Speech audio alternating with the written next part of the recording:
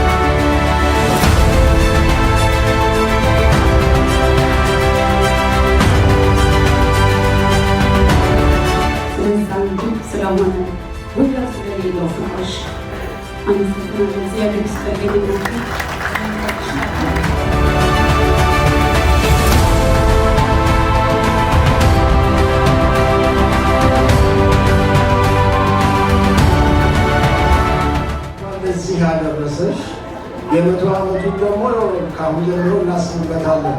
ሩቅ አይደለም።